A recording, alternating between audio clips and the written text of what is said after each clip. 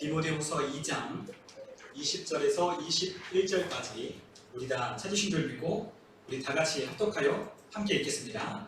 큰 집에는 금그릇과 은그릇뿐 아니라 나무그릇과 질그릇도 있어 귀하게 쓰는 것도 있고 천하게 쓰는 것도 있나니 그러므로 누구든지 이런 곳에서 자기를 깨끗하게 하면 귀히 쓰는 그릇이 되어 거룩하고 주인의 쓰심에 합당하며 모든 선한 일에 준비함이 되리라. 아멘. 네, 우리가 지난주에 우리가 함께 하나님의 말씀을 함께 나눴는데요. 그것에 우리가 연장해서 못다한 이야기를 오늘 같이 함께 말씀을 나누며 함께 드리도록 하겠습니다. 우리가 구원을 받은 이유는 하나님께서 우리를 통하여 선한 일을 하기 위함이라고 하나님이 말씀하셨습니다. 하나님은 우리가 구원받은 것으로는 충분하지 않다라고 하나님은 그렇게 말씀하십니다. 우리를 구원해 내신 것으로 하나님은 그것으로 끝이 아니라 구원은 시작이고 그 구원을 통하여 하나님의 영광을 드러내는 존재로 이 어두워진 세상 가운데 우리를 통하여 빛을 내도록 빛을 밝히도록 우리를 불러내셨다라고 하나님이 그렇게 말씀하셨습니다. 그렇기 때문에 그리스도인은 구원받았다라고 하는 것은 우리가 구원받은 시작에 불과하다는 것을 우리가 기억하면서 우리가 그러면 과연 어떻게 살아야 하는가? 우리에게 하나님은 어떻게 살라라고 말씀하시며 우리에게 그렇게 살도록 하나님은 어떤 능력을 우리에게 주셨는지를 우리가 하나님의 말씀을 통해서 우리가 확인해야 한다는 하는 것입니다. 그렇기 때문에 구원받은 성도는 이제 하나님의 백성으로 불러냄을 받아 하나님의 은혜를 입고 하나님의 사랑을 입었기 때문에 이제 하나님께서 우리에게 요구하시는 선한 일을 하기 위하여 하나님의 영광 가운데 우리가 어떻게 살 것인지를 고민하며 살아야 한다라고 하는 것이죠. 하나님은 디모데전서 2장 4절에 우리에게 그렇게 말씀하셨습니다. 하나님은 모든 사람이 구원을 받으며 진리를 아는 데에 이르기를 원하시느니라 라고 그렇게 하나님은 말씀하셨습니다. 여러분, 하나님은 어떤 분이십니까? 하나님은 선하시고 의로우시고 거룩하시고 능력이 많으시고 사랑이신 분이시며 이 세상 그 누구와 비교할 수 없는 유일하신 분이시기 때문에 하나님이라고 불려지는 존귀한 분이라고 하나님은 분명히 말씀하셨습니다. 나와 같은 이가 없다. 하나님과 같은 이가 없다. 하나님을 알고 하나님을 경험하고 하나님을 만나는 일은 하나같이 하나님과 같은 분이 없다라고 그렇게 고백하는 이유는 하나님만이 유일하시기 때문임을 우리에게 말씀해주고 있는 것. 그렇기 때문에 우리는 그 하나님의 말씀하신 그 하나님을 우리는 마음을 다하고 뜻을 다하고 힘을 다하고 목숨을 다하여 주님을 사랑하며 그분이 우리에게 명령하시는 그 명령을 따라 살아가기 위하여 우리는 하나님의 말씀 앞에 겸손히 하나님과 동행하는 삶을 살아야 한다고 하는 것입니다. 하나님은 유일하신 분이십니다. 하나님은 선하신 분이십니다. 그렇기 때문에 하나님이 하신 모든 일은 선하고 하나님의 계획과 하나님의 뜻과 하나님의 섭리 또한 선하다라고 우리에게 말씀하셨습니다. 여러분, 하나님이 만드신 이 모든 세상을 우리가 함께 바라보시면 여러분 가운데 우리에게 나타나는 공통적인 표현들이 있을 것입니다. 그것이 무엇이냐? 바로 하나님이 만드신 이 만물을 보고 우리는 감탄사를 우리는 쏟아놓게 된다고 하는 것입니다. 여러분, 압도되는 그러한 멋진 풍광과 멋진 풍경 가운데 우리가 그와 같은 엄청난 자연 앞에 우리가 섰을 때에 이 모든 만물을 만드시고 지으신 하나님 앞에 우리는 하나님이 만드신 것이라고 알지 못하는 자들까지도 그와 같은 압도되는 자연 앞에 우리는 우와, 멋지다, 놀랍다, 위대하다라고 하며 우리는 감탄사를 표현하게 된다는 것입니다. 그런데 세상 사람들은 그와 같은 감탄사를 표현할 뿐이지만 예수를 믿고 구원받은 하나님의 백성들은 이와 같은 것을 만드신 하나님 앞에 감탄사와 더불어 하나님은 선하시며 그분의 인자하심이 영원하십니다라고 하나님을 찬양하며 하나님을 높이게 되는 것이죠. 하나님은 우리를 이렇게 모든 사람들에게 이 만물을 통하여 하나님이 어떠한 분이신지를 우리에게 보여주고 계신다라고 분명히 말씀하시고 계시다는 거예요. 그렇기 때문에 하나님을 알지 못했던 자들도 이 세계 가운데 펼쳐놓은 하나님의 신성이 깃들고 하나님을 알만한 것들이 보여지는 이 세상에 가만히 유심히 이 세상에 흘러다니는 모습들을 우리가 가만히 살펴보게 되면 하나님이 계십니다. 하나님이 분명 살아계신다라고 하는 그와 같은 결론에 도달하게 되는 것입니다. 여러분, 우리의 인간의 한계로 이 인간의 머리로 인간의 지식으로 측량할 수 없는 이 모든 것들을 우리는 바라볼 때에 결론적으로 사람은 하나님을 찾아 하나님 앞에 나오게 되어 있다고 하는 거예요. 하나님은 선하시기 때문에 하나님을 대적하고 하나님을 떠난 모든 사람에게도 기회를 주시고 하나님을 알만한 것들을 하나님은 보여주셔서 하나님께 나아올 수 있도록 하나님은 역사하고 계신다고 하는 것입니다. 하나님은 여전히 열심히 일하고 계십니다.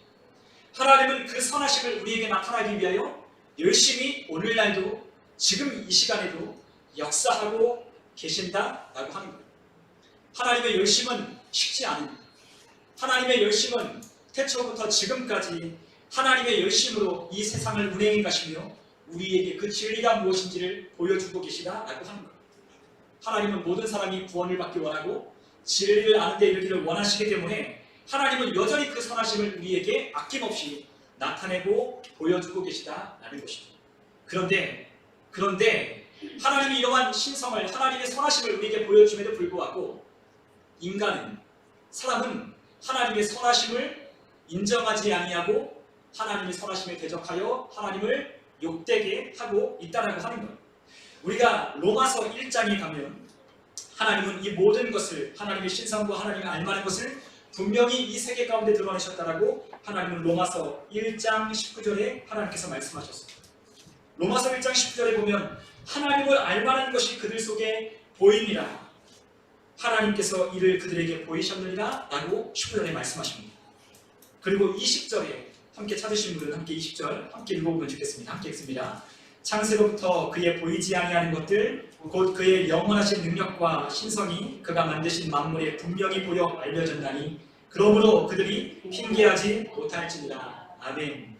하나님이 이 모든 만물을 통하여 하나님이 보여주셨음에도 불구하고 그것을 거부하고 그것을 인정하지 아니하는 자들은 결국에 하나님 앞에서 핑계할 수 없다, 변명할 수 없다라고 하나님께서 말씀하고 계신다라고 하는 것.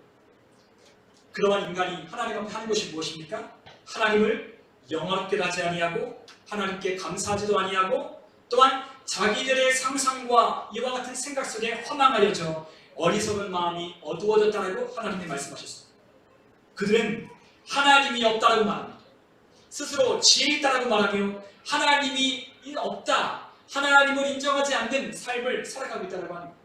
그러므로 하나같이 다 어리석어져서 하나님이 없다라고 하며 하나님을 두려워하지 않으며 이 세대와 이 세상 가운데 우리가 살아가고 있다는 하는 것입니다. 하나님의 영광을 썩을 우상으로 바꾸고 그와 같은 형상으로 바꾸어 이 세상의 것들을 섬기며 살아가는 것. 여러분, 세상 사람들이 지혜 있다 하지만 아무리 똑똑하다고 하지만 하나님이 만드신 이 모든 것을 다 설명하지는 못한다고 하는 것입니다. 우주의 신비도 밝혀냈다고 말하지만 어디까지나 인간이 생각해낸 상상과 인간이 생각해낸 가상과 아니면 어떠한 이론으로 설정해 놓은 그와 같은 이론에 불과하지 그것들을 실제로 보거나 실제로 만졌거나 실제로 가거나 본 사람이 아무도 없다라고 하는 거예요.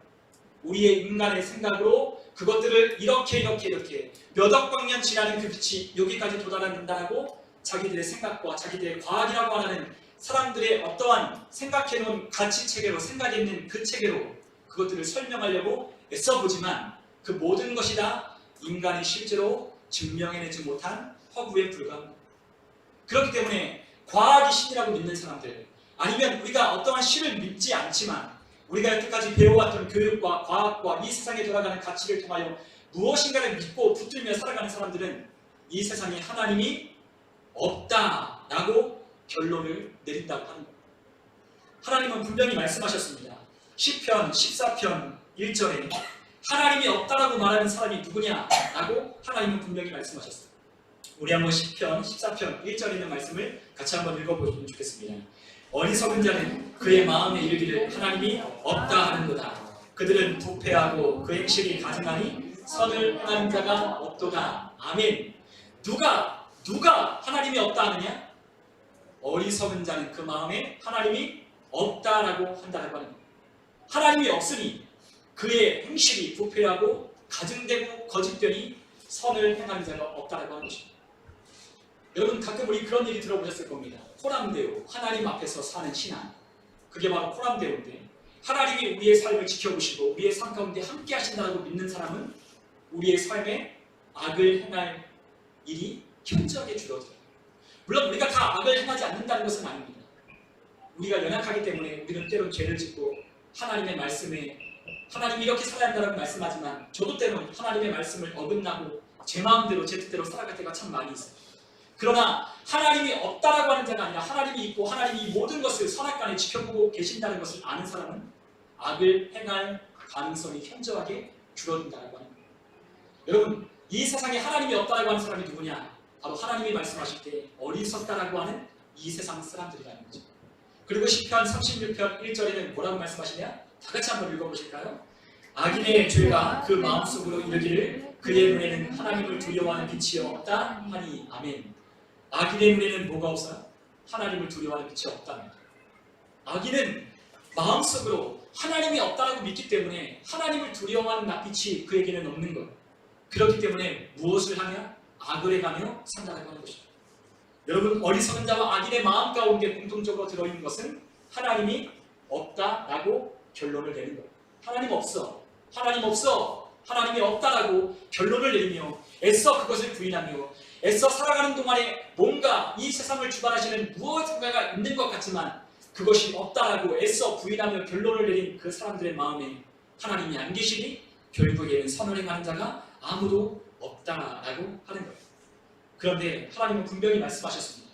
이 모든 만물 가운데 하나님을 보여 알만한 것들이 그들에게 보여졌기 때문에 그들이 결국에는 하나님 앞에 섰을 때에 핑계할 수 없고 변명할 수 없다라고 말씀하시는 거예요. 여러분, 하나님이 없는 세상은 어떨까요? 하나님이 없는 세상은 어떤 세상일까요? 한번 하나님이 없는 세상을 한번 그려볼까요? 하나님이 없다라고 하는 어리석은 사람들이 사는 세상을 한번 생각해볼까요? 제가 요즘에 하나님이 없는 세상이 이런 세상 같아요. 앞에 있는 화면에 있는 그 그림들이 있지만, 사진들이 있지만 하나님이 없는 세상 가운데는 이러한 일들이 잘 되고 있습니다. 얼마 전에 미국의 연방 대법원이 낙태를 금지하는 법을 발의했습니다. 몇십 년, 한 50년 동안 낙태를 합법화하는 그와 같은 미국의 그와 같은 법을 연방 대법원이 뒤집었습니다. 그러한 연방 대법원이 뒤집은 그 판결에 따라서 낙태가 금지됐습니다. 그런데 그 금지한 그 일례로 많은 시민들이 백악관에 몰려가서 낙태를 허용하라, 낙태를 합법화하라라고 시위하는 거예요.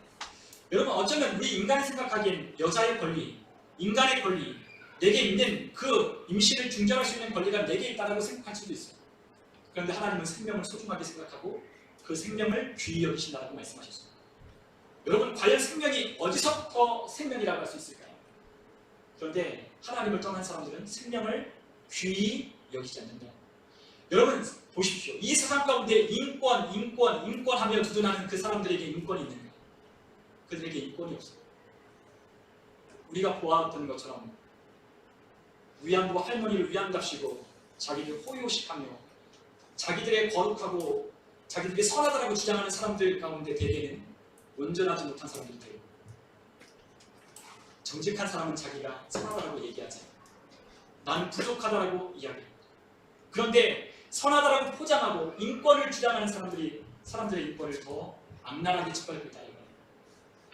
지금 미국에서 수많은 대기업들의 회장과 대기업들의 대표들이 낙태를 합법화해야지, 왜 낙태를 금지하냐며 많은 돈을 쏟아부어서 낙태를 낙태를 금지하는 법을 바꾸겠노라고 공언하며 사람들에게 가고 있습니다.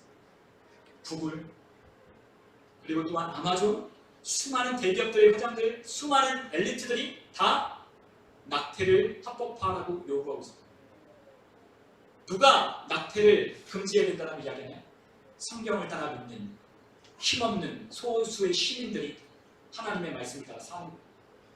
미국에도요, 이제 양편으로 다 갈라져서요, 남부에 있는 몇 주들만, 남부에 있는 몇몇 주들만 바이블 벨트라고 하는 성경대로 믿고 성경대로 살아가는 그 성경대로 믿는 신자들만 하나님의 말씀을 지키지, 뉴욕이나 캘리포니아에 있는 LA나 엘리트들이 산다고 하는 부유한 동네나 부유한 그런 주들은 다 낙태를 합법화시켰어요. 여러분, 그곳엔 또 뭐가 있죠? 수많은 마약, 불법들이 자행되고 있습니다. 옆에 있는 그림은 또 뭐냐? 제가 금요일날 말씀드렸지만 이 드래그 퀸이라고 하는 목사라고 하며 교회를 설교를 하고 있는 모습입니다. 여러분, 남자가 드래그 퀸이라고 하는 과장된 여자의 신체의 모습을 한 채로 학교뿐만 아니라 이제는 교회까지 들어가서 아이들에게 학교에서는 동성애를 가르치고 교회에 와서는 그것을 옳다라고 말하며 교회 안에 들어와 있는 거예요. 여러분, 이곳에 다니는 신자들은 과연 어떤 신자들일까요? 과연 그들은 천국 갈 수 있을까요? 저는 그들이 천국 갈 수 없다고 생각합니다. 이것이 바로 오늘날 이 시대가 어떠한 시대인지 우리에게 보여주는 거예요. 여러분, 그 아래는 또 무슨 파별입니까? 얼마 전에 뉴스를 보니까 태국에 대마초가 합법화됐다고 했어요. 그래서 태국을 여행하는 한국 사람들에게, 시민들에게 특별히 주의하십시오라고 뉴스를 내보내는 거예요. 식당에서 마약을 넣은 음식을 만들지도 모르니 그거를 잘 구별해서 그거 혹시라도 먹고 한국에 들어와서 마약 공사에서 결핍되면 그것이 바로 범죄입니다. 그러한 불상사가 일어나지 않도록 주의를 기울이라고 태국 여행의 주의보를 드렸습니다. 여러분, 이스라엘 텔아비브에는 지금 6월 3일 날 세계적인 축제가 열렸습니다. 2년 동안, 3년 동안 코로나 때문에 열리지 못했던 동성애 퀴어 축제가 이스라엘 텔아비브의 6월 달에, 지난 6월에 열렸습니다. 몇만 명이 들어온지 아십니까? 17만 명이 전 세계에서 이 축제를 하려고 예수님이 태어난 이 이스라엘, 성경의 땅이라고 하는 이스라엘에 들어와서 동성애 축제를 하고 있는 거예요. 이스라엘이 듣기를 하나님이 만드신 홍수에 다시는 물로 심판하지 않겠다라고 한 그 약속인 무지개를 자신들의 동성애 깃발로, 상징으로 그렇게 하나님을 대적하며 하나님을 모욕하는 것으로 저렇게 깃발을 들며 자기의 동성애를 허용해달라고 축제하며 저렇게 부립니다. 옛날에는요, LGBT가 예전에 대세였는데요, 이제는 LGBT가 아니라 이제 뒤에 계속만 붙어요. I, A, 그리고 또 뭐 Q, 점점 붙어갑니다. 계속해서 우리가 상상할 수 없었던 것들이 LGBT 가운데 더더더더 증가하는 거예요. 이제는 뭐까지만 하는지 아십니까? 동물과 섹스를 해도 그것 가지고 범죄라고 하지 마 라고 합니다. 동물과 결혼해도 괜찮다라고 허용하라는 거예요. 여러분, 미국에서 그런 일들이 일어나고 있어요. 미국에만 그럴까요? 아니죠. 우리나라에도 퀴어 축제가 열리고 우리나라에도 이러한 가치관이 무너지고, 그래서 결국에는 사단이 원하는, 마귀가 원하는, 그들이 공격하고 그들이 무너뜨리기 원하는 가정과 교회가 무너져 가는 거예요. 사단은, 마귀는 무너뜨리려고 하는 것이 있어요. 그것이 무엇이냐? 바로 가정과 교회입니다. 사단이 마지막 때 행하는, 가장 파괴하려고 하는 두 기관, 바로 하나님이 태초부터 만드신 가정, 그리고 하나님께서 만드신 이 교회, 하나님의 백성들이 모이는 공동체를 철저하게 무너뜨리고 회파하고 파괴하려고 하는 거예요. 여러분, 이와 같은 세상 속에서 우리가 지금 살아가고 있다는 것입니다. 그런데 이와 같은 것을 만들어내는 자들이 누구예요? 바로 어리석다라고 하는, 스스로 지혜 있는 척 착각하는 이 세상 사람들이 만들고 살아가고 있는 세상의 모습입니다. 이것만 그렇나요? 지금 러시아와 우크라이나 전쟁하고 있죠. 그리고 아프리카에는 여전히 기아에 허덕이는 수많은 굶주려가는 아이들이 있습니다. 수많은 곡물이 남아돌에도 불구하고, 수많은 음식들이 슈퍼마켓과 상점에 우리가 살아가는 이 세상에 남아돌에도 불구하고 남은 주지 않아요. 오히려 태평양 앞바다에 그 많은 곡식들을 쏟아 버립니다. 수많은 곡식들을 소유한 5대 메이저 회사, 그리고 수많은 권력을 가진 미디어, 수많은 권력을 가졌다고 하는 이 사람들이 이 세상의 정의와 이 세상의 공의를 행하지 않아요. 그러면서 자기들은 거룩하고 공의로운 척 말하고 있다고 하는 거죠. 인권을 말하고 있는 것처럼, 이 세상에 있는 소수자를 도와주고 있는 것처럼 언론과 유튜브와 뉴스와 수많은 것들을 포장하며 자신들의 거룩함과 자신들의 의로움을 주장하며 나아가고 있습니다. 그런데 하나님께서 뭐라고 말씀하시죠? 그들을 바라볼 때 그들의 악함을 보시며 하나님은 웃으신다라고 말씀하셨습니다. 세상 사람들은 하나님 앞에 무엇을 하느냐? 하나님을 대적하는 일을 하고 있습니다. 여러분, 이 모든 것이 다 뭘라는 겁니까? 하나님이 말씀하신 그 말씀 하나를 다 어떻게 하고 있어요? 파괴하고 무너뜨리고 하나님의 권위를 끌어내리려고 하는 거예요. 왜 그럴까요? 하나님이 살아계시기 때문입니다. 하나님이 살아계시기 때문에 하나님의 말씀 한 말씀 한 말씀을 무너뜨리고 파괴하고 하나님의 권위에 도전하기 위해서 이와 같은 세상을 만들어가는 겁니다. 하나님은 우리에게 말씀하셨습니다. 귀 있는 자는 성령이 하시는 음성을 듣고 우리에게 눈을 열어 보라고 말씀하셨습니다. 마지막 때는 노아의 홍수 때와 같이, 소돔과 고모라 때와 같을 것이라고 주님께서 말씀하셨습니다. 처처의 기근과 지진과 전쟁과 소문이 난리가 있을 것이라고 주님 말씀하셨습니다. 그런데 우리는 보긴 보아도 듣긴 들어도 이것이 우리 주님께서 우리에게 사인으로 주시는 하나님이 말씀하시는 것이라는 것을 들을 수도 없고 눈으로 봤지만 깨닫지 못하니 알지 못하는 거예요. 여러분, 이와 같은 것을 행하는 이 세상에 있는 사람들을 향하여 하나님은 이렇게 말씀하십니다. 우리 한번 시편 2편 4절에 있는 말씀을 우리 같이 한번 읽어보면 좋겠습니다. 우리 같이 함께 읽겠습니다. 하늘에 계신 이가 웃으시며 주께서 그들을 비웃으시리로다. 아멘. 시편 2편 4절에 하나님께서 말씀하십니다. 시편 2편 1절부터 보면 어찌하여 이방 나라들이 분노하며 민족들이 헛된 일을 꾸미는가. 세상에 군왕들이 나서며 관원들이 서로 꾀하여 여호와와 그의 기름 부음 받은 자를 대적하며 우리가 그들의 맨 것을 끊고 그의 결박을 벗어버리자 하는도다. 하나님을 대적하고 하나님을 무시하며 하나님을 떠나 하나님이 주신 이 법칙과 질서를 떠나 살아가기 원하는 그들이 사람들과 함께 모여 군왕들이 함께 모여 대적하고 있다는 겁니다. 그럴 때 하나님께서 뭐라고 말씀하시죠? 하늘에서 이 모든 것을 바라보시며 웃으시고 계신다는 거예요. 비웃고 계신다는 거예요. 하나님이 이 모든 것을 다 지켜보고 계십니다. 하나님이 안 보셔서 이 모든 악을 제거하지 않는 것이 아닙니다. 하나님은 심판하신다는 분명히 말씀하셨습니다. 하나님의 진노가 찰 때까지 하나님은 기다리신다라고 말씀하셨습니다.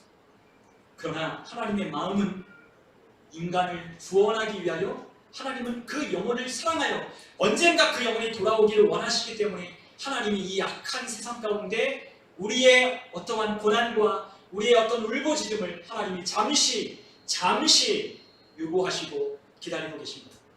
우리 한번 우리가 베드로 후서 3장 9절 있는 말씀을 한번 같이 한번 읽어보도록 하겠습니다. 베드로 후서 3장 9절입니다. 우리 같이 함께 읽겠습니다.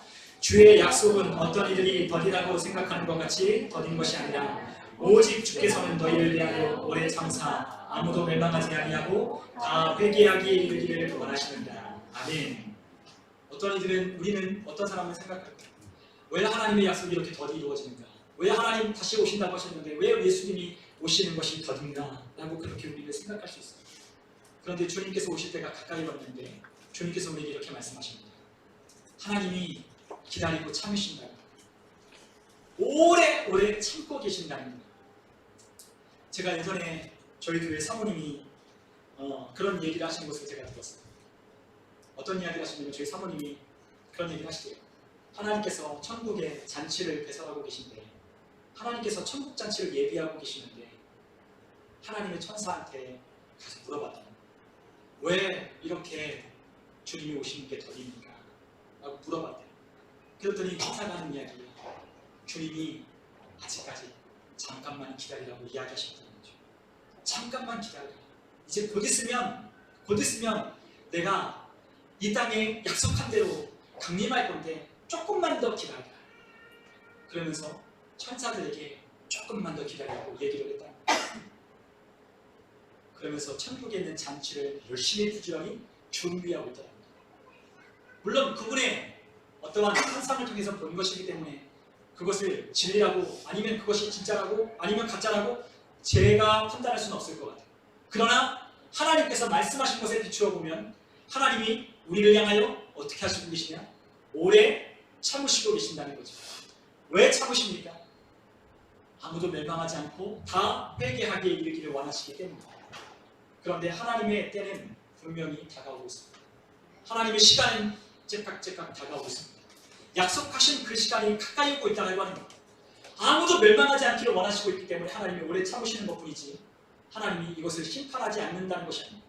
하나님이 심판하실 그때를 기다리며 참으시는 그 하나님이 지금 그 아들을 다시 이 땅 가운데 내려보낸 하나님의 때가 가까이 오고 있다는 거죠.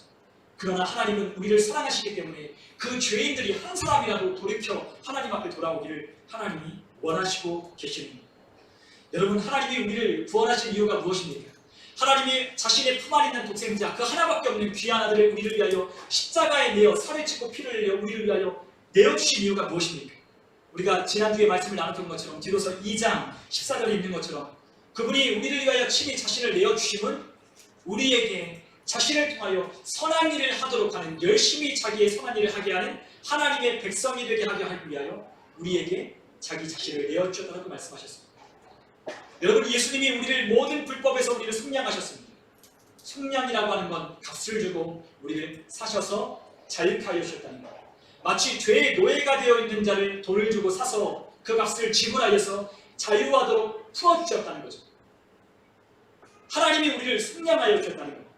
우리가 죄의 노예, 마귀의 노예, 사탄의 노예로 우리가 죽기를 무서워함으로 일생에 매어 종노릇하는 우리를 하나님의 아들이 그 값을 지불하고 그분의 목숨으로 값을 지불하여서 우리를 사셔서 우리를 속량, 자유하게 하셨다는 거죠.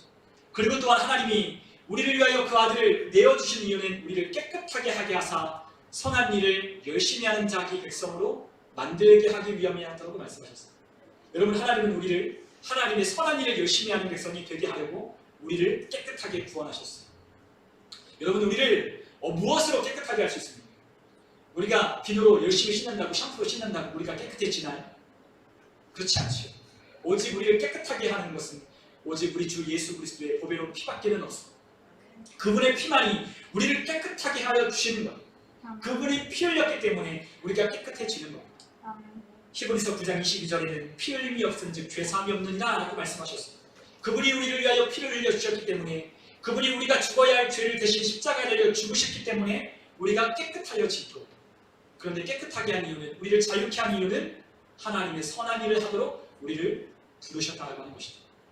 여러분, 선한 일이 무엇이냐? 선한 일이 무엇입니까? 여러분, 선하다라고 하는 것은 헬라어로 칼로스라고 하는 단어를 썼어요. 근데 그 칼로스라고 하는 단어는 무엇을 말하냐면 하나님께서 아름답고, 그리고 또한 가치 있고, 그리고 덕스러운 것이라고 말씀하셨습니다. 여러분, 선한 일이 무엇이라고요? 아름답고 가치 있고 덕이 되는 일, 덕스러운 일이라고 하나님이 말씀하셨어요. 여러분, 선한 것은 그것이에요. 그런데 이 세상에는 선한 것을 찾을 수 없지만 선한 것은 누구에게 있느냐? 하나님께만 있습니다. 하나님이 아름다우시고 그 하나님이 유일하게 가치 있는 하나 되시는 한 분 하나님이시며, 그분이 유일하신 우리의 덕스러운 하나님이심을 우리는 깨닫고 알 때에 선한 일이 무엇인지를 아는 겁니다. 하나님은 하나님을 닮은 백성으로 만들어내기 위하여, 하나님이 닮은 백성으로 이 어두운 세상 가운데 우리를 건져내어 하나님의 백성으로 살아감으로 하나님이 살아계신다라고 하는 것을 증거하기 위하여 우리를 불러내신 거예요. 하나님은 이스라엘을 건져내서 하나님의 백성들을 불러내어서 하나님께서 우리를 빛을 비추라 말씀하셨습니다. 이사야서에 우리를 말씀하셨습니다. 일어나라, 빛을 발하라. 만백성이 이를 보고 사방에서 나와오리라 하나님이 말씀하십니다. 여러분, 등대가 바닷가에 비춰져야 그 등대의 빛을 보고 항구로 그 배가 모여오듯이 우리가 빛을 발하여야 구원을 받을 어둠에 속한 자들이 하나님 앞에 나올 수 있는 거예요. 하나님은 우리를 일어나라 말씀하십니다. 일어나 빛을 발하라 말씀하십니다. 선한 일을 통하여 하나님 살아계신 것을 증명하라, 보여주라, 나타내라 우리에게 말씀하여 주셨어요. 여러분, 우리는 그런 사람이 되어야 하고, 하나님이 쓰시는 사람이 되어야 해요. 하나님을 믿는다 하지만, 하나님을 우리가 믿고 있지만, 하나님을 우리가 따른다 하지만 하나님과 전혀 상관없는 내 뜻대로 살아가는 사람이 아니라 하나님의 선한 일을 하기 위하여 창조된, 다시 새롭게 창조된, 새로운 피조물 된 거듭난 하나님의 백성이 되게 하셨다는 거죠. 하나님이 우리를 그렇게 부르셨어요. 가치 있는 하나님의 아름다운 덕스러운 일을 우리를 부르시게 위하여 하나님의 거룩한 제사장, 하나님의 백성이 되도록 우리를 부르셨다는 거죠. 그렇기 때문에 우리가 가치 있는 사람인 거예요. 여러분, 세상에 있는 사람들은 어쩌면 나 자신은 나를 가치 없는 사람으로 폄하할 수 있어요. 그러나 하나님의 은혜를 깨닫고 하나님의 사랑을 깨닫는 사람은 내가 얼마나 소중하고 얼마나 귀한 존재인 줄을 깨닫는 거예요. 그렇기 때문에 죄에 내어주기를 원치 않아요. 그렇기 때문에 내가 하나님의 은혜 입은 자이고 하나님의 사랑받은 자라는 것을 깨닫고 아는 자는 더 이상 죄 가운데 나를 내버려 둘 수 없는 이유는 내가 그만큼 가치 있고 귀하고 존귀한 자라는 것을 깨닫기 때문에 더 이상 그렇게 살 수 없는 거예요. 여러분, 우리는 정말로 가치 있는 사람들입니다. 정말로 존귀한 사람들입니다. 예수님의 목숨과 맞바꿀 만큼 우리는 정말로 소중한 사람들입니다. 여러분, 일어나야 됩니다. 빛을 발하여야 한다는 것. 그렇기 때문에 우리는 하나님이 쓰시는 사람이 되어야 하는 거죠. 여러분, 하나님이 쓰시는 사람은 어떤 사람이죠? 하나님이 쓰시는 사람은 충성된 사람을 하나님이 쓰신다고 하셨습니다. 여러분, 맡은 자가 구할 것은 무엇이다? 충성이다. 페이스풀, 믿어질 만한, 믿음직스러운, 충성스러운 그와 같은 사람을 하나님이 쓰신다니. 하나님은 믿을 만한 사람.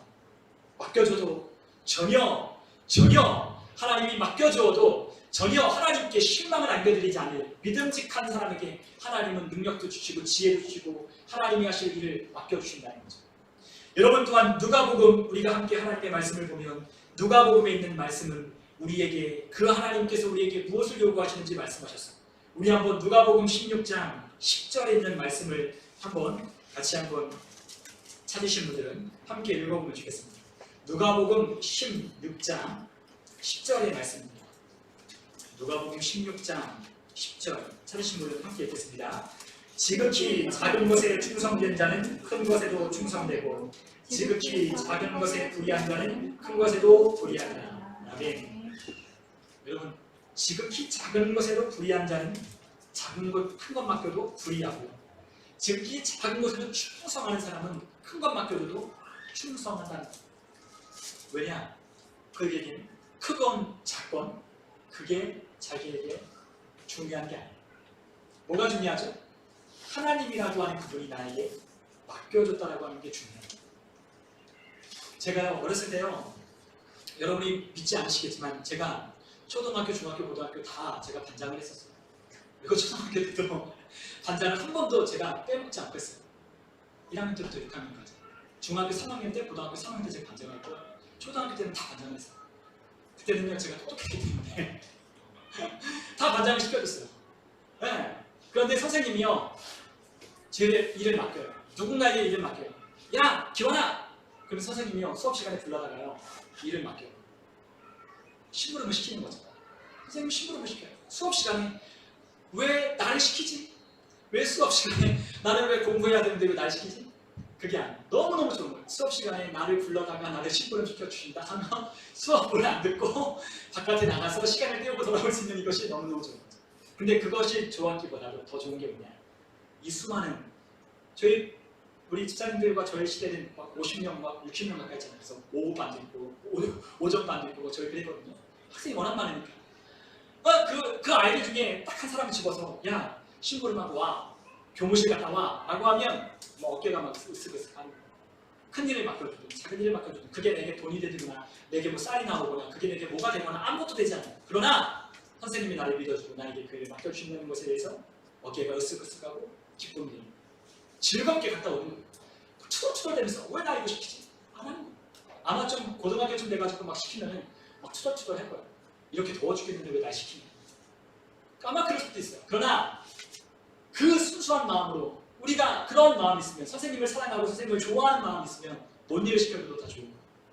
여러분 그렇지 않나요? 여러분 하나님이 우리에게 작은 것 맡겨줘도 우리가 하나님이 존귀한 분이고 하나님이 얼마나 좋은 분인지를 깨달으면 그것이 우리에게 즐거움이 되고 기쁨이 되는 거예요. 예배하는 것이 기쁨이 되고 하나님의 말씀 따라 살아가는 것이 기쁨이 되고 하나님이 우리에게 감동하여 주셔서 우리에게 맡겨주신 그 일을 하게 할 때 기쁨이 되고 즐거움이 돼요. 여러분 하나님 앞에 작은 것에 충성된 사람은요 하나님이 우리에게 맡겨주시는 것이 있어요. 큰 것 맡겨줘도 얘는 잘하겠구나. 큰 것 맡겨줘도 얘는 잘하겠구나 라고 더 큰 걸 맡겨주는 거예요. 여러분들도 누군가를 일을 맡겨본 사람들은 알고 우리 정민규 집사님 부대에서 우리 그러한 아이들 그런 우리 병사로 들어온 사람들을 시켜보십시오. 뺀질뺀질 되면 일 맡기나요? 집사님이 그러더라고요. 차라리 내가 하고 말지. 요즘 아이들은 막 핸드폰 들었다가 막 수원 수리함에다 막 먹고 막 그런데요. 그러니까 집사님이요 어떨 때는 그냥 혼자 하고 만다 그러더라고요. 그냥 혼자 하고 말지. 그냥 안 맡기는 거예요. 그런데 작은 일을 맡겨도 최선을 다하고 충성하는 사람에겐 맡겨주는 거죠. 믿으니까. 그러면 어떻게 해줘요? 더 잘해주고 싶죠.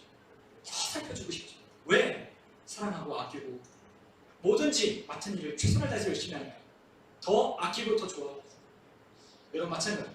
하나님께도 우리에게 맡겨진 일이 작아도 하나님께 그 일을 최선을 다해서 우리가 하다 보면 하나님이 우리에게 큰 것도 맡겨주십니다. 여러분 여러분의 일터에서 여러분 최선을 다해서 하나님을 섬겨보십시오. 여러분의 가정에서 여러분 최선을 다해서 하나님의 말씀 따라 여러분 세상 사람들에게 하나님 그렇게 행해 보십시오. 하나님이 큰 것을 맡겨주십니다. 더 확장되고 더 여러분들을 하나님이 귀히 쓰실 것입니다. 저에게도 마찬가지입니다. 하나님은 충성된 사람을 하나님이 쓰신다고 하셨어요. 그런데 하나님이 또 하나님이 쓰시는 사람의 조건이 하나 더 붙어요. 그 사람이 어떤 사람이냐? 오늘 우리가 함께 읽은 말씀처럼 디모데후서 2장 20절에 있는 21절에 있는 말씀처럼 하나님은 쓰시는 사람이 있는데 그 사람은 어떤 사람이냐? 자기를 깨끗하게 하는 사람을 하나님이 쓰신다는 거예요. 우리가 디도서 2장 우리가 14절에 보았던 것처럼 하나님의 아들이 우리를 그 보혈로 우리를 깨끗하게 하사 선한 일을 하게 하셨다고 하셨습니다. 깨끗하게 되어야 하나님의 선한 일을, 하나님을 닮은 아름답고 가치 있고 귀하고 덕스러운 일을 할 수 있는 것. 여러분, 깨끗하게 한다는 건 두 가지 의미가 있습니다. 여러분, 깨끗하게 하는 그릇, 깨끗하게 되는 그릇엔 두 가지 과정이 필요해요. 첫 번째는 더러운 것들을 어떻게 해야 돼요? 그 그릇에서 버려야 돼요. 첫 번째는 그 안에 있는 것을 끄집어내야 돼요. 우리 안에 많은 것들이 담겨져 있을 수 있어요. 하나님은 우리를 그릇이라고, 사람을 그릇이라고 말씀하셨는데 이 그릇 안에 많은 것들이 담겨 있습니다. 악한 것도 우리 안에 담겨 있을 수 있고요, 더러운 것도 담겨 있을 수 있고요, 음란하고 추하고 더러운 것들이 우리 안에 가득 담겨 있을 수 있어요. 근데 그것을 먼저 어떻게 해야 돼요? 깨끗하게 하려면 비워야죠. 여러분, 우리가 설거지하는데 음식물이 있는데 그걸 안 버리고 음식물 쓰레기에 버리지 않고 그것을 그냥 닦는 사람은 없어요. 퐁퐁 묻혀다가 그 음식물 쓰레기와 함께 닦는데 왜 안 깨끗해지지? 라고 하는 사람은 아무도 없어요. 안에 있는 것들을 비우고 그 다음에 어떻게 해야 되죠? 깨끗하게 닦아내는 거예요. 안에 있는 걸 먼저 비우는 거예요. 여러분, 우리가 계속해서 우리가 요즘에 민수기를 우리가 금요일마다 우리가 함께 보고 있는데, 민수기, 광야의 인생을 살아가는 사람에게 하나님이 요구하시는, 우리에게 요구하시는 하나님의 훈련이 있다고 했어요. 그것이 무엇이냐? 우리의 머리를 내려놓고 예수 그리스도가 우리가 머리에 되는 삶, 그 삶을 살라라고 하나님은 민수기를 통해 우리에게 가르쳐 주십니다. 여러분, 광야를 살아가는 사람들에게 하나님 한 가지를 가르쳐 주셨는데 그것이 무엇이냐? 하나님으로 사는 것. 그런데 내 머리로는 하나님으로 살 수 없어요. 왜 그렇죠? 세상을 보면 하나님의 말씀으로는 살 수 없어요. 세상 사람들은 다 세상을 따라 살아야만 잘 되고 성공하고 그리고 갖고 싶은 것을 얻을 수 있다고 생각하죠. 그들은 그렇게 생각을 해요. 그러니까 이 세상을 바라보며 눈에 보여지는 것들만 보는 사람은 절대로 하나님이 원하시는 삶을 살 수 없어요. 내 머리를 가지고는, 내 생각 가지고는 하나님 말씀대로 절대 살 수 없어요. 그래서 어떻게 해요? 내 머리를 죽으면 안 되죠. 죽으면 안 되죠. 머리를 내려놓고 예수 그리스도가 우리의 머리가 되셔야 합니다. 우리의 교회의 머리가 예수님이시듯 우리의 머리가 누가 되어야 돼요? 예수님이 돼요. 내 안에 사시는 그 예수님이 내 머리가 되셔서 우리 안에 그분의 생각을 공급하시고 그분의 능력을 공급하시고 그분의 믿음을 공급하셔야 살 수 있는 거예요. 성경에는 믿음이 두 가지가 있습니다. 첫 번째 믿음은 나의 믿음이에요. 근데 성경에 또 다른 믿음이 등장해요. 그 믿음은 어떤 믿음이냐? 예수 그리스도의 믿음입니다. 여러분, 내 믿음으로 믿으면요 하나님 믿고 따를 수 없어요. 내 믿음 가지고는 천국 갈 수 없어요. 누구 믿음 가져야 천국 가냐? 누구 믿음 가져야 하나님께로 사냐? 예수 그리스도가 가지셨던 그 믿음을 내가 가져야 살 수 있는 거예요. 그분이 내 안에 사셔서 그분이 내 안에 믿음을 주셔야 사는 거예요. 내 믿음으로 바라보는 게 아니라 예수님의 믿음으로, 예수님의 그 주시는 마음으로 바라볼 때 승리하게 되는 겁니다. 여러분, 내 머리를 내려놔야 돼요. 우리 주님이 내 머리가 되셔서 나를 이끄셔야만 우리 주님이 원하시는 선한 일을 하며 살 수 있는 거예요. 하나님이 우리에게 그것을 요구하고 계십니다. 하나님은 선한 일을 하는 사람은 어떤 사람이냐? 자기를 깨끗하게 하는 사람이 하나님의 일을 할 수 있다고 말씀하셨어요. 제가 이 말씀을 지난주와 오늘 이번 주 말씀을 준비하면서 생각해 봤는데 우리 주님이 저에게 이렇게 감동하여 주시는 것만 같아요. 기완아, 네 지혜가 좋을까 뛰어날까? 내가 가진 지혜가 뛰어날까? 네가 가지고 있는 능력이 많을까? 내가 가지고 있는 능력이 많을까? 네가 가진 명철이라고 하는 그 깨달음이 깨닫는 걸까? 아니면 내가 주는 명철로 깨닫는 게 진짜 깨닫는 걸까? 네가 가진 부유함이 많을까? 내가 가진 부유함이 넘쳐날까? 주님이 저에게 그것을 물으시더라고요. 여러분, 하나님이 우리에게 물으십니다. 네 지혜가 나보다 뛰어나더냐? 너가 가진 부유가 내가 가진 부유보다 더 뛰어나더냐? 네가 가진 명철이라고 하는 그것이 내가 주는 것과 비교할 수 있더냐? 하나님이 제가 그걸 물으시는데 답을 할 수가 없는 거예요. 뭐라고 했는지 아십니까? 당연히 아니요 라고 대답을 했죠. 그런데 하나님이 저에게 말씀, 근데 왜 너는 네 지혜로 살아가고 있냐? 왜 네 능력으로 살려고 그러냐? 라고 하나님이 저에게 또 물으십니다. 그러면서 이 말씀, 지난주에 이번 주에 저에게 말씀하시는 말씀은, 야, 네가 가지고 있는 능력을 가지려고 하기보다 내가 가진 능력을 가지려고 좀 해봐 라고 하나님이 말씀하십니다. 네가 가진 능력을 좀 내려놓고 네가 가지고 있는 지혜라고 하는 것 좀 내려놓고 내가 주는 지혜로 내가 주는 능력으로 좀 살아보려고 하지 않을래? 그러면 어떡할까요? 깨끗하게 해봐 라고 하나님이 저에게 말씀하시는 것만 다른 게 할 게 없는 거예요. 다른 게 할 게 없어요. 하나님이 쓰시는 사람은 다른 게 할 게 아니라 뭘 해야 돼요? 어떤 사람들은 외국에 유학도 갔다 오고 박사학위도 받아야 하고 그리고 멋진 교회, 대형 교회에서 수습을 거치고 그곳에 부목사도 하고 그곳에서 알아주는 사람이 되어서 어딘가 천비를 받으면 잘 되겠다라고 생각할지도 모르고 물론 그것이 다 나쁜 건 아니에요. 그러나 그것만 가지고 있다면 그 생각만 가지고 있다면 그거는 하나님이 주시는 생각이 아니에요. 또한 우리가 가지고 있는 생각을 한번 생각해 봅시다. 내가 이 학위를 받으면 내가 높은 연봉을 받고 높은 직위를 갖고 많은 사람들이 알아주는 그러한 사람이 될 것이다? 여러분 과연 그렇던가요? 여러분 서울대학교 나왔다고 해서 높은 직위 박사학위 받았다고 해서 잘 살고 다 가정에 화목하고 다 평화를 누리며 살던가요? 그렇지도 않지 않아요. 여러분 그렇지 않아요. 그렇지 않아요. 세상의 진리가 그렇지 않습니다. 여러분 우리는 그것을 갖고 그것을 얻으면 나는 잘 살고 있고 나는 뭐 어떤 걱정이 없을 것이라고 생각할지 모르지만 이 세상 만사 그렇게 쉽지 않다는 거죠. 여러분 하나님이 계셔야 돼요. 하나님이 있어야 돼요. 하나님이 계셔야 진정한 하나님이 주시는 은혜가 있어야 사는 거예요. 여러분 하나님이 우리에게 부르십니다. 너는 누구의 힘으로 살래? 라고 부르십니다. 그런데 하나님의 힘과 능력으로 사는 것은 다른 게 있는 게 아니라 말씀하신 그대로 다른 게 할 게 없어요. 자기를 어떻게 해야 돼요? 깨끗하게만 하면 하나님이 쓰신다는 거예요. 우리가 수요일마다 하나님의 7명이라고 하는 이사야서에 있는 말씀을 가지고 우리가 말씀을 나누고 있습니다. 하나님의 성령은 지혜의 영, 명철의 영, 모략과 재능과 지식과 여호와를 경외하게 하는 하나님의 임재하시는 영이라고 우리에게 말씀하셨어요. 하나님의 영은 우리에게 그와 같은 뛰어난 하나님의 능력을 우리에게 주시고 하나님은 우리에게 그와 같은 능력을 주시고 지혜를 주셔서 세월을 아끼게 하십니다.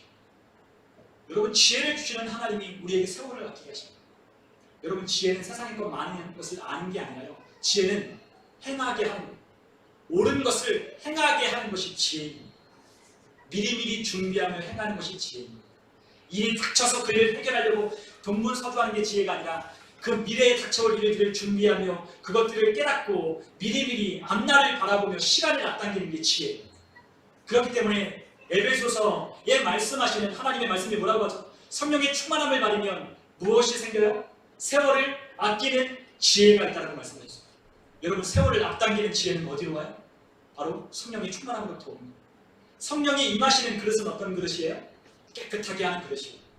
여러분 우리가 우리 자신을 깨끗하게만 하면 하나님이 그 능력을 주신다고 하셨어요. 저에게도 마찬가지고 우리에게도 마찬가지입니다. 우리가 할 수 있는 것이 아니라 우리가 할 수 있는 범위 내에서 하나님이 말씀하셨어요. 너 그거 하라고 우리가 할 수 없는 일을 하나님이 하시는 게 아니라 내가 할 수 있는 범위 내에서 하나님이 그것을 하시게끔 말씀하시는 거예요. 어떻게 하라? 깨끗하게만 해라. 내가 쓴다. 깨끗하게만 해라. 내가 쓴다. 깨끗하게만 해라. 지혜를 줄 것이다. 깨끗하게만 해라. 능력을 부어줄 것이다. 깨끗하게 해라. 하나님이 우리에게 말씀하십니다. 세상으로부터 구별되어서 깨끗하게 해라. 너의 눈과 귀를 거룩하게 하라.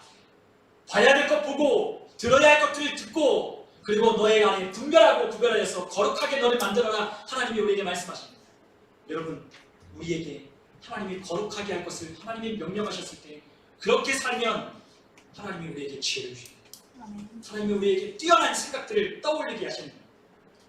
여러분 예전에 제가 서울에 있을 때 교회 다닐 때 어떤 한 분의 이야기를 들었어요. 어떤 한 회사를 운영하시는 분이신데 어떤 특허를 만들어서 사업을 하셨어요. 그래서 사업을 하실 때는 아주 조그만 저 서울에 있는 구로구 운수동에 있는 조그만 사업체를 하셨는데 엄청 잘 됐어요. 그래서 지금도 그 업계에서는 지금도 거의 1, 2위를 다투는 기업으로 성장했습니다. 그런데 그분이요 그런 이야기, 그 안수 집사님이신데 하나님께서 지혜를 주십니다. 하나님이 지혜를 주셨다는 거예요. 뭘 해야 될지 아이템을 주신다. 어떻게 해야 될지 하나님 원리를 깨닫게 하신다는 거예요. 그래서 기도하면 물론 사업을 하냐 이 사람도 만나고 저 사람도 만나야 되지만 바쁜 시간을 쪼개서 하나님 앞에 기도하는 아침 일찍 일어나서 시간이 없으니까 아침 일찍 일어나지 않으면 시간이 없으니까 기도할 시간이 없으니까 아침 일찍 일어나서 기도하고 하루를 시작해요. 그래서 사람들 만나면 많은 일을 해요. 근데 그 모든 지혜가 어디로부터 와요? 고요한 아침의 그 시간에 하나님 앞에 기도했어요. 그리고 자신의 처소에 돌아왔을 때 잠깐 시간을 내어 잠들기 전에 하나님 앞에 기도할 때 하나님의 지혜를 떠올리게 하십니다. 막 오늘 일어나는 일들 가운데 막 여러 일들이 있어요. 막 돈이 막 안 오고, 막 이 돈을 믿음에게 빌렸는데 이 돈이 막 들어오지 않으니까 막 나가야 될 돈은 있고 월급은 줘야 되고 막 막혀 있는 것처럼 막 그러는데 하나님이 기회를 주시는 거예요. 그리고 또한 이 일을 어떻게 해야 될지 모르고 사람을 어떻게 구해야 될지 모르는데 하나님이 지혜를 주시는 거예요. 그럴 때만 하나님이 주는 지혜로. 근데 막 미리미리만 알려주시는 게 아니라 어떻게 해요? 하나님께 기도할 때마다 하나님이 그때 필요한 은혜를 주십니다. 그럴 때마다 하나님의 지혜로 사는 그 집사님의 이야기의 간증 속에 하나님이 지혜를 주셔서 여기까지 왔다고 고백했어요. 목사님이 참 귀히 쓰시는 사람이에요. 지금도 변치 아니하고 지금도 열심히 신앙생활하고 섬기며 살고 있어요. 여러분, 우리에게도 그러한 하나님의 능력이 필요해요. 그런데 우리에게 무엇이 있어야 그런 능력이 있을까요? 앞에서도 말씀드렸지만 우리가 남들이 부러워할 만한 그런 것들을 우리가 스펙을 쌓으면 우리가 그런 사람이 될 수 있을까요? 여러분, 꽤 많은 하나님이 쓰시는 사람은요, 그리 스펙이 뛰어나지 않은 사람들도 많이 있습니다. 여러분, 하나님은요, 보잘것없는 사람을 하나님은 쓰신다고 하셨어요. 내가 능력이 없다고 인정하는 그 사람을 하나님은 사용하신다고 하셨어요. 왜 그러냐? 세상에 능력 있다, 지혜 있다, 세상 사람들이 박수 쳐주고 멋지다고 하는 그 사람을 부끄럽게 만들기 위하여 하나님이 그 사람을 쓰신다. 자기가 지혜 있다고 하는 사람은 하나님은 절대로 쓰지 않습니다. 자기가 똑똑하다고 생각하는 사람은 절대 하나님이 쓰지 않으십니다. 물론 그 사람도 하나님을 원하지 않습니다. 하나님께 기도하지 않습니다. 하나님께 도움을 요청하지도 않습니다. 여러분, 오늘 하나님은 우리에게 하나님이 쓰시는 사람이 어떤 사람인지 말씀하셨습니다. 여러분, 우리 주위에 아직도 많은 사람이 방황하며 많은 사람들이 하나님을 떠나 살아갑니다. 많은 사람이 하나님이 없다 하며 어리석은 삶을 살아가고 있어요. 그런데 우리를 하나님은 일어나 빛을 발하라, 하나님이 우리를 부르셨습니다. 세상 사람들은 하나님의 아들들이 나타나기를 고대한다고 했습니다. 우리를 안 보는 것 같아도요, 우리가 교회 다니고 예수님 믿는다고 하면 우리를 유심히 지켜. 우리가 빛을 내지 못하면 사람들은요, 우리를 소금처럼, 말이 된 소금처럼 우리를 짓밟아, 우리를 밟아갑니다. 그냥 내버려두는 게 아니라 맛을 잃으면요, 사람들이 우리를 짓밟는 길에서. 그래서 우리에게 두 가지 길밖에 없어요. 밟히든지 아니면 등경 위에 두어 빛을 내든지, 그리스도는 두 가지밖에 없어요. 여러분, 양자택일 하셔야 돼요. 저도 그렇지만 우리 모든 성도라고 부름받은 저와 우리 모두에게 하나님은 그 일을 명하시는 거예요. 하나님의 선한 일, 하나님의 성품을 드러내는 그 일을 이 어두운 세상 가운데 드러내어 살게 하라고 명령하셨어요. 여러분, 우리가 하나님이 없다라고 하는 세상 사람들이 살아가는 삶을 보셨잖아요. 그러한 사람들에게 우리가 무엇을 해야 되죠? 선한 것이 무엇인지를 보여주는 거예요. 다른 사람이 다 넓은 길을 갈 때에 NO! 라고 말하면 좁은 길을 갈 수 있는 믿음이 있어야 해요. 남들은 다 넓은 길로 들어갈 때에 우리는 NO! 말하면 좁은 길을 애써 문을 열어 들어갈 수 있는 믿음이 있어야 돼요. 지금은 우리가 그와 같은 것이 어쩌면 우리가 보기에는, 세상 사람들이 바라보기에는 바보 같고 미련한 것을 보일 수도 있어요. 왜 너는 쉬운 길이 있는데 왜 돌아가냐라고 말할 수 있어요. 그러나 끝에 가보면 알게 됩니다. 저는 토끼와 거북이의 이야기를 참 좋아해요.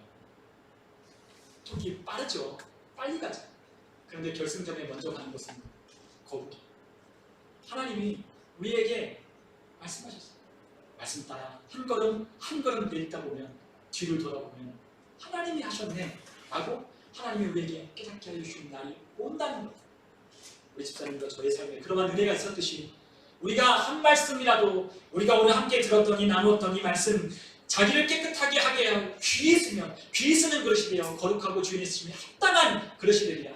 자기를 깨끗하게 하라. 이 한 말씀만 믿고 자기를 깨끗하게만 한다면, 이 한 말씀이 내게 하나님의 말씀으로 들려져서 깨끗하게 해야 되겠다라고 하는 결론을 내리고 깨끗하게만 한다면 하나님이 우리를 귀하게 써주십니다. 아멘. 여러분, 우리 이 말씀, 한 말씀 한 말씀 살아계신 하나님의 말씀임을 믿으며 자기를 깨끗하게 하여 하나님의 선한 일에 귀히 쓰는 그릇이 다 되어지는 저와 우리 모든 성도님들 다 되시기를 주님의 이름으로 축원합니다. 우리 시간 함께 기도하겠습니다.